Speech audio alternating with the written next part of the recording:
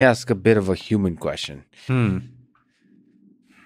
Charles Hoskinson, someone you've worked with in the early days of Ethereum, there appears, to my outsider view, to have been a bit of a falling out. Is there a positive, inspiring human story to be told about why you two parted ways? I kind of want to let the various books about Ethereum speak for themselves.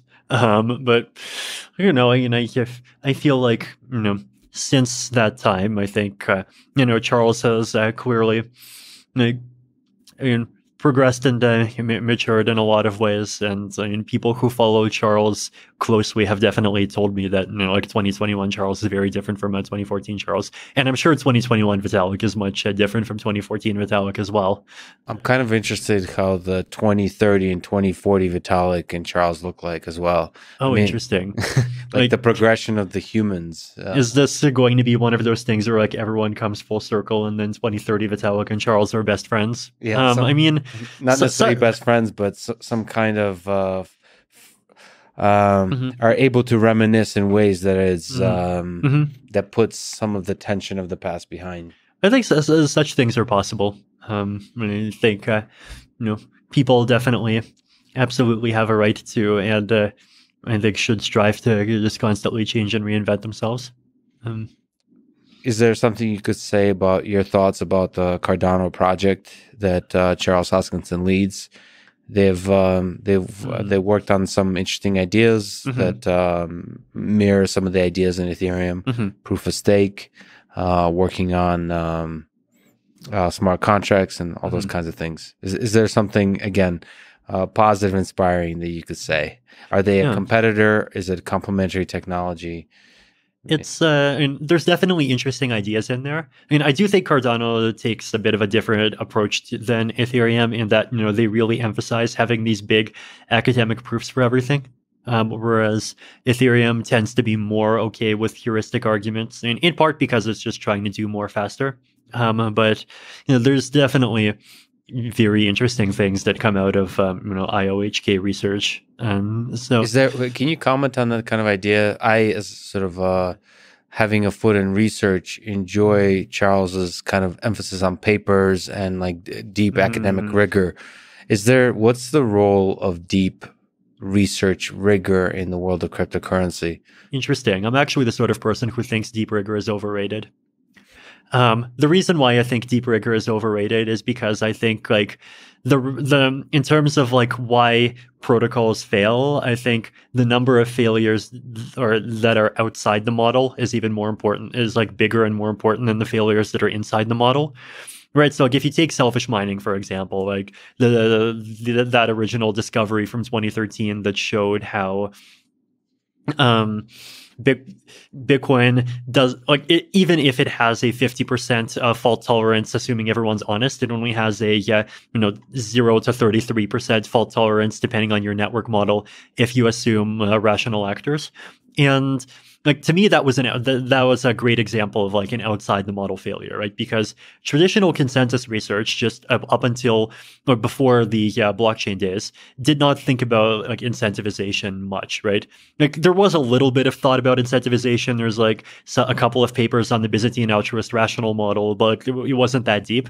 It was mostly operating under the assumption that we're going to make consensus between 15 participants, and these are institutions. And if something goes wrong, then, if it was, we can figure out whether or not it was deliberate offline. And if they did something evil, we can sue them. Whereas, in the crypto world, you can't do that. Right. And so like that whole discovery basically arose just because like, the model of traditional consensus research just like didn't cover those possibilities. And then once you go out of that model, those other issues do exist, right? But then at the same time, like there definitely are protocols that turn out to be that do have failures inside the model. Like this reminds me of the time when I think I found a bug in a proposed consensus implementation from either BitShares or EOS. This happened around the end of 2017. So that was definitely inside the model because like they had a very clear idea of what they were trying to achieve. They had a very clear description, and like there's a very clear mathematical argument for why the description doesn't lead to what they're trying to achieve. But like ultimately, what you're trying to achieve can never ever be fully described in formal language, right? Like I think this is the big discovery of the AI safety people, for example, right? Like just having a specification of what you want is an insanely hard problem. And like the more powerful the optimizer that you're giving the instructions to, the more you have to be careful.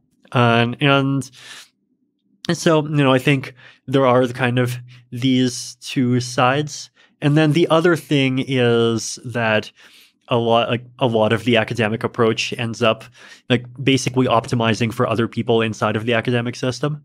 Right. And it doesn't really optimize for like curious outsiders. Whereas like I personally, Matt, like totally optimize for curious outsiders, or at least I feel like I strive to.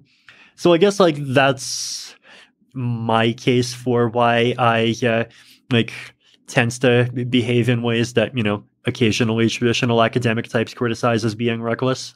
But on the other hand, there's definitely real benefits that come from like just taking a rigorous approach, especially when what the thing that what the specification is of what you're trying to get, and like you're trying to kind of improve your way or provide protocols that actually provide that, and like exactly what you're looking for. I feel like realistically, you probably wants to do both kinds of analysis. And like sometimes you even want to do both kinds of analysis in stages, right? Like you want to do more quick and dirty things, and you even want public feedback on the quick and dirty stuff. And then later on you formalize it more, and then you get more feedback. Like in general, I guess I feel like the norms of research in the future, like the internet has just changed so much. There's no way that it's not going, and it's even changed like collaboration structures and like the patterns in which we work with each other.